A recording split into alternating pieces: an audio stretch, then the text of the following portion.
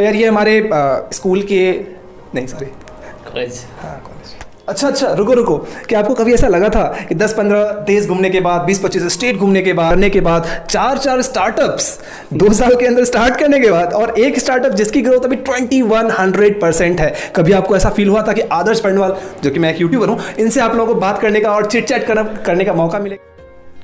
सो हाय भैया, welcome to my channel और वक्त देने के लिए बहुत बहुत शुक्रिया। तो थोड़ा सा इंट्रोडक्शन दीजिए अपने बारे में कि कहाँ से आपने स्कूलिंग की और फिर कैसे कॉलेज में आना हुआ, थोड़ा सा ब्रीफ सा जरा बताइए कि कहाँ से एजुकेशन। थैंक्स आदर्श इनवाइट करने के लिए अपने चैनल पे। और हाय गाइस, मैं आशुतोष, जैसा इसने इंट्रोड्यूस किया मेरे को। मैंने बिहार से पढ़ाई किया इनिशियल डेज में 10th तक। उसके बाद मैं दिल्ली गया, IIT की प्रिपरेशन करी। उसके बाद फिर वही से हर एक लड़का एग्जैक्टली। फिर उसके बाद मैं वही से स्कूलिंग भी करा। तो फिर से जैसे बाहर की बिहारियों की तरह हमने एक बार फिर से ड्रॉप किया, सेकेंड टाइम अटेम्प्ट लिया कि लाइफ में रिग्रेट ना रह जाए कि हमने दोबारा प्रिपरेशन नहीं किया लाइफ में। उसके बाद फिर बैड लक चाहे जो बोलो, उसके बाद मिला नहीं ढंग की IIT कॉलेजेस, तो फिर वापस मैं।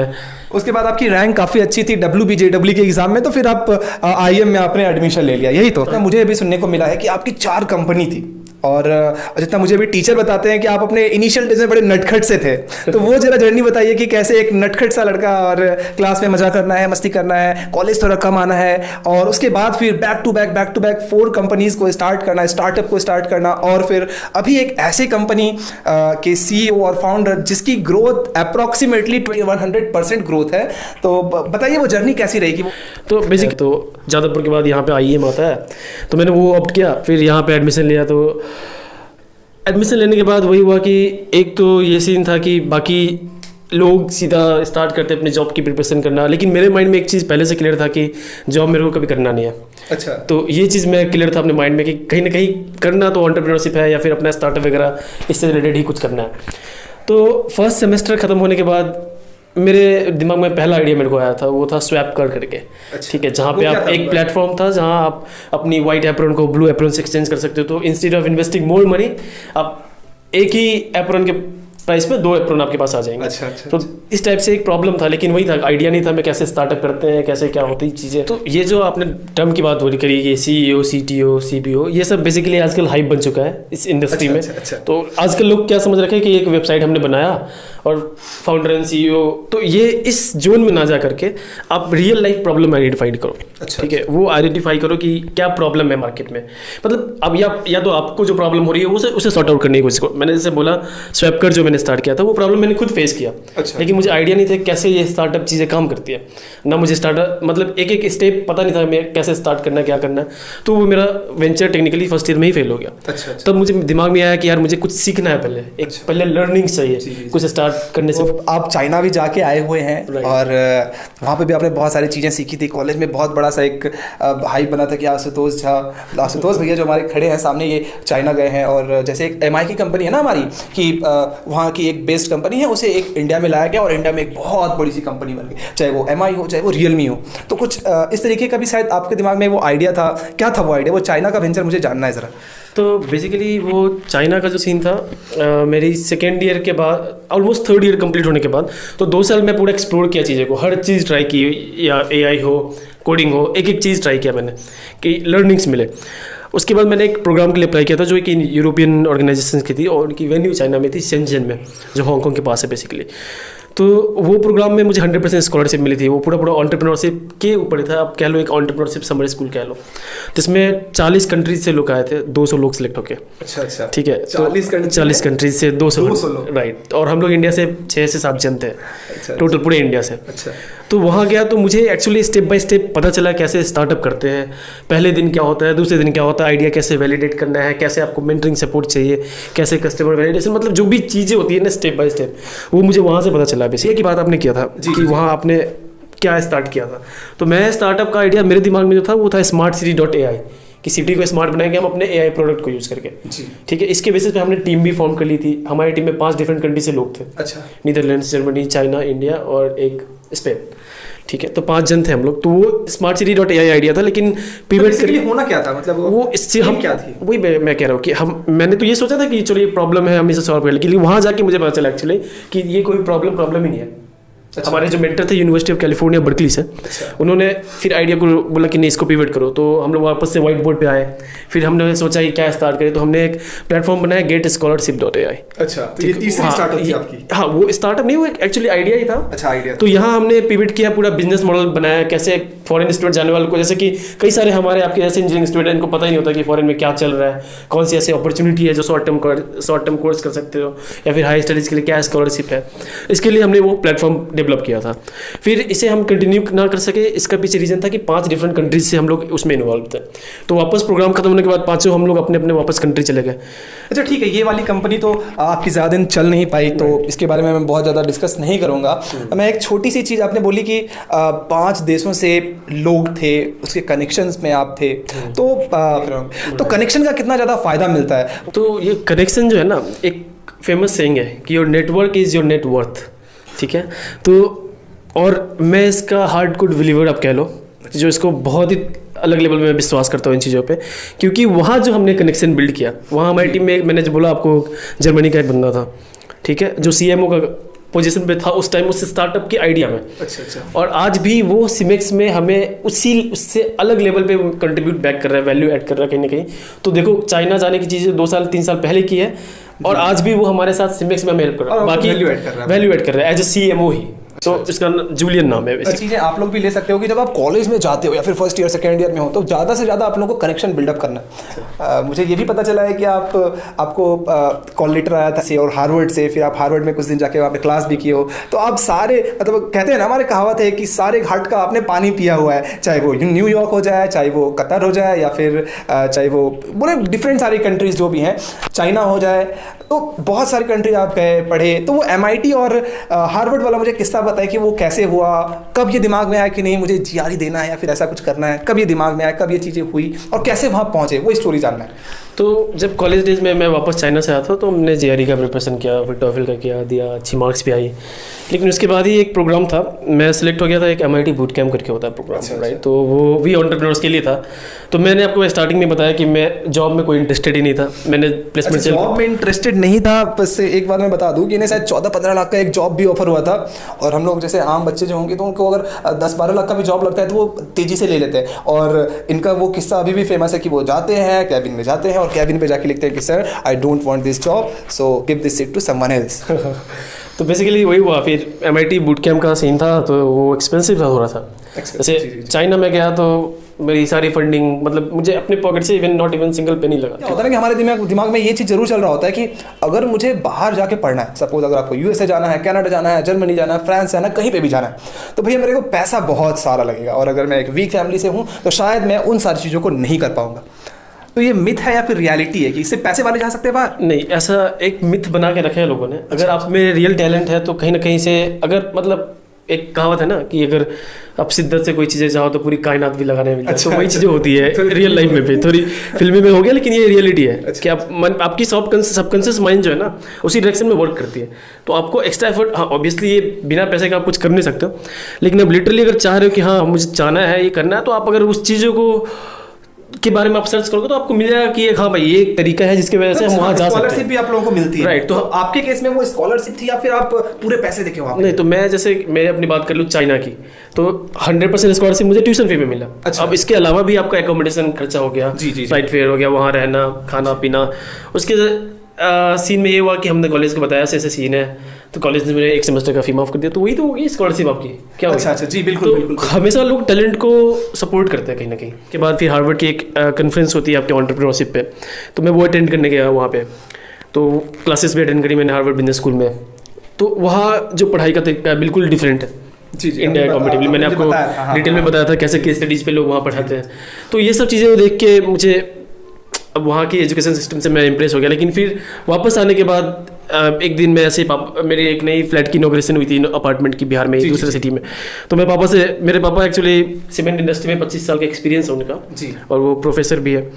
तो मैं ऐसे डिस्कस कर रहा था कि क्या क्या प्रॉब्लम है। तो मैं कहीं ना कहीं डिस्कशन करने के बाद ये आइडेंटिफाई किया प्रॉब्लम कि ये इंडस्ट्री अभी भी वो ओल्ड ऑर्थोडॉक्स मेंटेलिटी जो होती है लोगों की, उसी में जी रही है। हर चीज़ डिजिटल हो चुका है, लेकिन ये सीमेंट इंडस्ट्री अभी तक डिजिटलाइज नहीं। सॉरी, सीमेंट इंडस्ट्री अभी तक क्या हुआ नहीं, डिजिटलाइज नहीं हुआ अभी तक। Right. तो ये थोड़ा सा अजीब भी लगेगा आप लोगों को, स्टार्टअप और सीमेंट, अगर इन दोनों वर्ड को थोड़ा सा जोड़ते हो नज़दीक पे तो लगेगा यार कि सीमेंट से रिलेटेड क्या स्टार्टअप हो सकती है, क्योंकि जितना मैं जान रहा हूँ आपके जो 6-7 जो पिलर्स हैं सिमेक्स के, वो मतलब उनकी क्वालिफिकेशन तो मतलब, अच्छा क्वालिफिकेशन के बारे में भी जान लेते हैं कि इनके जो पिलर्स हैं वो कहाँ से बिलोंग करते हैं। शुरुआत में मैंने कहा था कि ये जेई की प्रिपरेशन कर रहे थे और आईआईटी में जा नहीं पाए थे। उसके बाद अभी जो इनकी ये कंपनी है, इनका जो कोर मेंबर्स है वो कहाँ से, अगर ये सुनोगे थोड़े से दंग रह जाओगे, जरा उसके ऊपर भी थोड़ा लाइट डालिए। या फिर जो भी कोर एग्जीक्यूटिव मेंबर्स है वो, तो अब जैसे बताया कि इनिशियल डेज में प्रॉब्लम तो बहुत हुई, लेकिन सबसे बड़ा बात ये, जब भी मैं किसी से बात करता हूँ कि मैं कहता हूँ कि I have startup in cement industry, what startup in cement industry, तो ये यूजुअली रिएक्शन होता है लोगों का, और एंड वाई सीमेक्स, ये हमेशा क्वेश्चन मेरे ऊपर बम्बार्ड हुआ है। ठीक है, तो ये स्टार्टअप मैंने पापा से डिस्कस किया था कि क्या क्या प्रॉब्लम है, फिर मैं सोचा कि अच्छा ये प्रॉब्लम मैं सॉल्व करता हूँ। सॉल्व करने के लिए मैं खुद ही बाइक लेके निकला मार्केट में, वैलिडेट किया लोगों को कि क्या ये सच में प्रॉब्लम है। मैंने ऐसे दिखाया उनको कि एक वर्चुअल ऐसी कंपनी एग्जिस्ट करती है, क्या आपको ये चाहिए सोल्यूशन, बोला हाँ भाई मिलेगा, क्यों नहीं चाहेंगे। तो मार्केट रेट से कहीं ना कहीं हमारे यहाँ सीमेंट का रेट आपको 20 to 30 रुपीज़ सस्ता मिलता है। अब किसी को 20 रुपये सस्ता मिल रहा है, अगर उसे 1000 बॉडी की रिक्वायरमेंट है तो कितना हो गया, 20,000 रुपये उसके, तो एडवांटेज है ना। तो कहीं ना कहीं एक मिडिल क्लास फैमिली के लिए एक बहुत बड़ी बात होती है। ये इनिशिएटिव के थ्रू ये एक प्रयास है, प्रयत्न बोल लो, कि एक मिडिल क्लास भी लोग घर अपना बना, मतलब घर बनाना सबका एक सपना होता है। अच्छा किया, पहले बिहार के एक सीरीज है सीतामढ़ी से, जो हमारा होम टाउन है, वहीं पे हमने 22 मई को कंपनी को हमने रजिस्टर्ड किया ऑफिशियली। एमसीए के रजिस्टर करने के 1 महीने बाद स्टार्टअप इंडिया से हमें रिकॉग्निशन मिल गई, सर्टिफिकेशन, जो यूजुअली नहीं होता है स्टार्टअप, राइट, बहुत मुश्किल रेयर होता है। एक तो यूनिक आइडिया था जी। हमने 22 मई को तो रजिस्टर्ड किया, और 17 जून को हमने ऑफिशियली एक मीटिंग बुलाई सीतामढ़ी में। 19 जून को हमारा पहला ऑर्डर आया, मतलब स्टार्टअप की लॉन्च करने के दूसरे दिन, और वो चेक साइज था 30,000 रुपीज़, पहला ऑर्डर। कहीं ना कहीं वो भी आपको उस समय बहुत बड़ा लगा। मैंने हर जगह स्टेटस लगाया कि चलो पहला ऑर्डर आया, एक दिन के लॉन्च के 1 दिन बाद ही। फिर वो चीज़ें अपने आप ही पकड़ ली वहाँ पे। 1 महीने बाद मैं सोचा चलो अब यहाँ से टाइम हो गया, अब थोड़ा टीम एक्सपेंड करना है। मैं अकेले था उस टाइम तक, राइट। फिर मैं, एक हमारे सीनियर ही थे जो IMC ग्रेजुएट है, वो 2013 में, तो उनसे एक हम रिसर्च पेपर लिख रहे थे साथ में। तो हमें उनसे एक मीटिंग थी शेड्यूल यहाँ पे कोलकाता में, तो मैं ट्रैवल कर रहा था बैंगलोर वाया कोलकाता, हैदराबाद और डिफरेंट प्लेसेस की एक लिंक बना पाए, नेटवर्क बना पाया, जो कनेक्शंस की बात हमने स्टार्टिंग में करी थी। तो उनसे डिस्कस होते होते मैंने ऐसे शेयर किया था कि ऐसे ऐसे मैं अभी ये कर रहा हूँ सीमेक्स, तो उन्हें बड़ा इंटरेस्टिंग लगा ये आइडिया। अच्छा। तो बोले ठीक है, let me think about it. और ठीक है, ऑफकोर्स वो उन्होंने सोचा, फिर उन्हें अच्छा लगा, फिर बोले वो ऑफिशियली फिर ऑन बोर्ड आ गए हमारे साथ। और उनकी मैं बैकग्राउंड अगर बात करूँ थोड़ी बहुत, तो 2013 में उन्होंने ग्रेजुएट किया था IMC इलेक्ट्रॉनिक्स ब्रांच जो आपकी है। जी, और फिर उसके बाद वो इंटर्नशिप किया उन्होंने इटली में, फिर GRE उन्होंने दिया, बॉस्टन यूनिवर्सिटी USA MS किया, उसके बाद फिर से इटली में काम किया 2 साल। उसके बाद उनकी GRE की स्कोर एक्सपायर हो रही थी, तो फिर वो इंपीरियल कॉलेज लंदन चले गए। इंपीरियल कॉलेज में लंदन, राइट, मतलब उन्होंने कुछ भी नहीं छोड़ा लिटरली। हाँ लिटरली, मतलब एक्स्ट्राऑर्डिनरी क्या लो वैसे बोर्ड। फिर एक हमारे नॉन एग्जीक्यूटिव डायरेक्टर आए, उन्होंने जादवपुर से कराया अपना इनिशियल डेज का एजुकेशन, जो बैचलर्स कह लो, बहुत पहले, बहुत सीनियर हमारे से। फिर वो हार्वर्ड बिजनेस स्कूल से एडवांस मैनेजमेंट प्रोग्राम किया उन्होंने। तो ऐसे अब बोर्ड मेंबर जो हमारे, वे सारे वर्ल्ड के टॉप यूनिवर्सिटीज़ से आ गए। फिर हमारे जो रिसर्च के जो लोग हैं हमारे, जो सपोर्ट करते हैं, वो IT दिल्ली से हैं। अच्छा। फिर जो कहीं ना कहीं जो आपका ड्रीम कॉलेज भी, हाँ, तो वो हमारे पास, हमारे साथ थे इन्वॉल्व। कहीं ना कहीं वो भी उनके जो स्टूडेंट है वो इनके साथ अभी काम कर रहे हैं, तो कहीं ना कहीं वो जो एक सपना था कि मैं उनके साथ रहूँगा, स्टूडेंट के बीच में रहूँगा, वो डायरेक्टली ना सही इनडायरेक्टली वो सारी चीज़ें पूरी होती गई। क्यों? ऑब्वियसली भी जान रहे हो इन चीज़ों को कि 8 लाख 9 लाख बच्चे JEE की एग्ज़ाम देते हैं, या फिर डिफरेंट इंजीनियरिंग एग्जाम्स देते हैं। सक्सेस कितने को मिलता है?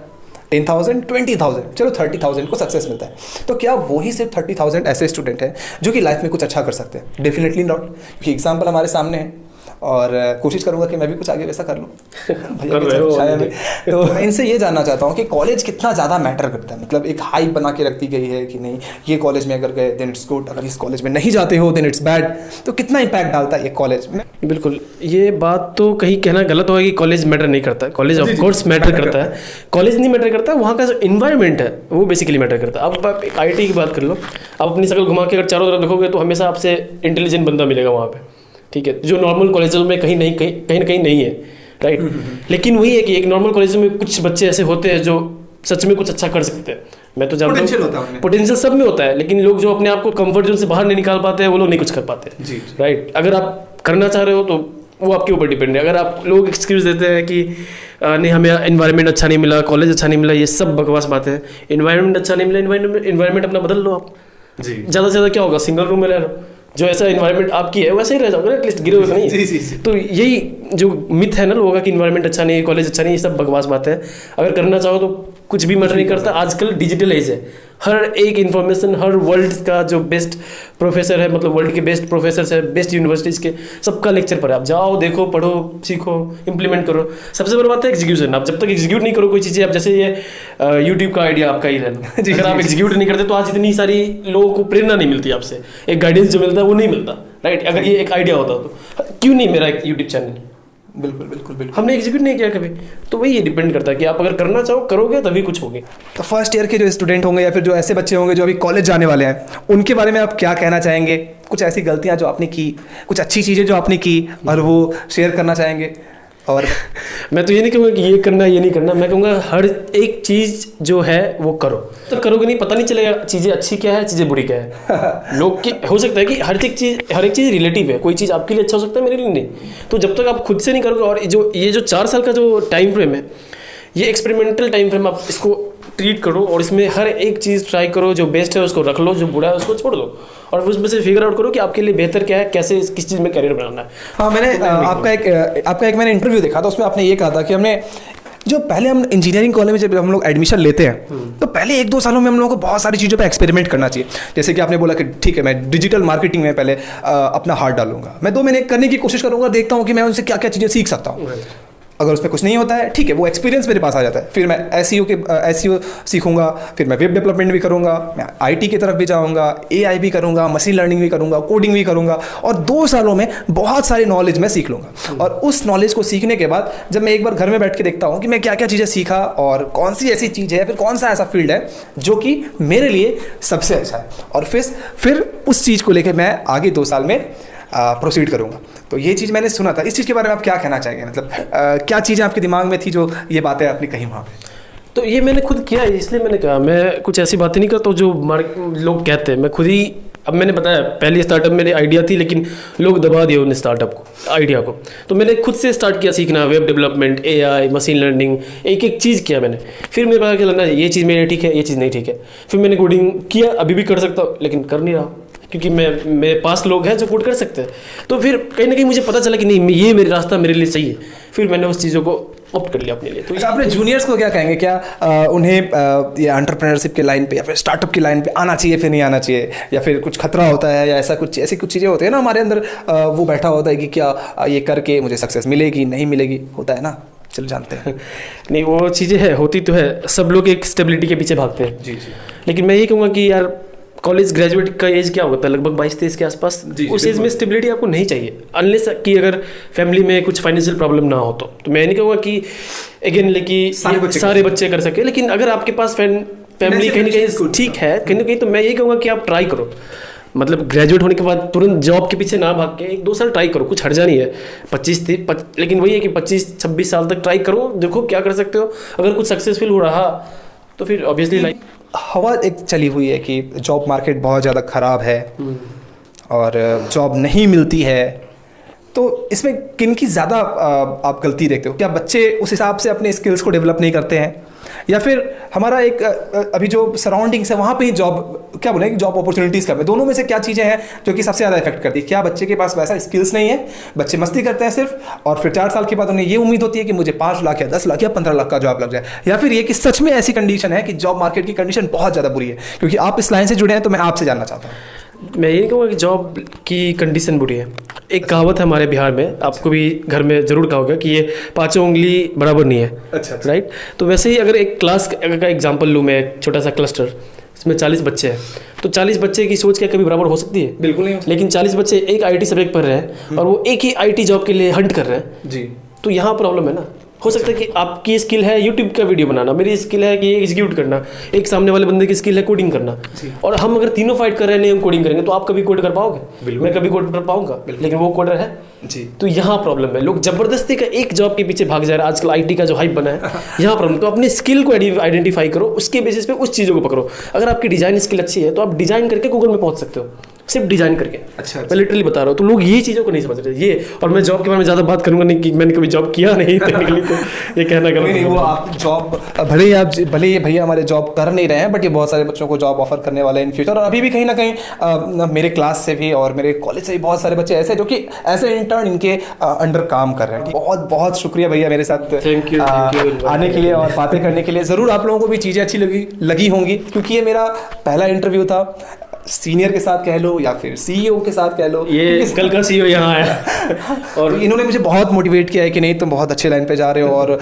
बच्चे लोगों का बहुत ज़्यादा सपोर्ट भी मिल रहा है। तो होपफुली हम लोग भी कुछ एक बहुत नया सा करेंगे, और कहीं ना कहीं मैं भी कोशिश करूँगा कि जॉब लेने के बजाय जॉब क्रिएट करो। तो ये बहुत बड़ी चीज़ें हैं, और ये चीज़ें आपके अंदर भी आनी चाहिए। तो वीडियो बहुत बहुत बड़ी होगी, कहीं ना कहीं आप लोगों को किसी क्षण बोरिंग भी लगने लगी होगी, बट कोई बात नहीं, एक वीडियो तो ऐसा देख ही सकते हो।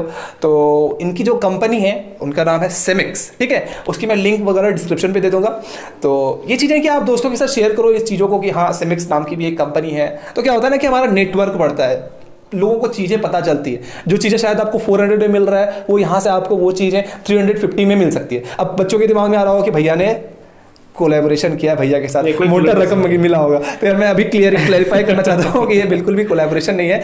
और ये कॉलेज आए हुए थे, मैंने इनसे रिक्वेस्ट किया, ये आए। ये मेरे लिए बहुत बहुत बड़ी बात है, क्योंकि इनके पास भी वक्त नहीं होता, क्लाइंट्स को समय देना होता है, बहुत सारी चीज़ें होती है। आप भी समझ सकते हो कि एक स्टार्टअप करने के बाद हमारी रिस्पॉन्सिबिलिटी बहुत बढ़ जाती है। तो जो भी अभी फर्स्ट ईयर में एडमिशन लेने वाले हैं या फिर कॉलेज जाने वाले हैं, अच्छी कॉलेज नहीं मिली तो इस मोटिवेशन के साथ जाओगे, ठीक है मैं जिस कॉलेज में जा रहा हूँ उस कॉलेज से मैं एक अच्छा पोजीशन पे जाऊंगा, एक अच्छा आदमी बन के निकलूंगा, ताकि मैं एक एग्जाम्पल बन पाऊँ कि ठीक है अच्छे कॉलेज से अच्छा लड़का निकलता है, लेकिन एक लोअर लेवल कॉलेज, एक थर्ड टायर कॉलेज से भी एक अच्छा लड़का निकल सकता है। ये एग्जाम्पल आप बन पाओ, लाइक आशुतोष झा भैया फ्रॉम बिहार। तो बस आज के लिए लेता हूँ अलविदा। इसी तरीके के और भी वीडियोस और भी मोटिवेशनल टॉक आप लोगों के सामने लाने की कोशिश करूंगा। थोड़ी गंदी होगी बट इग्नोर कर रहा हूँ चीज़ों को। लेता हूँ अलविदा, मिलेंगे अगले सप्ताह और एक एजुकेशन वीडियो के लिए। तब तक के लिए बाय बाय।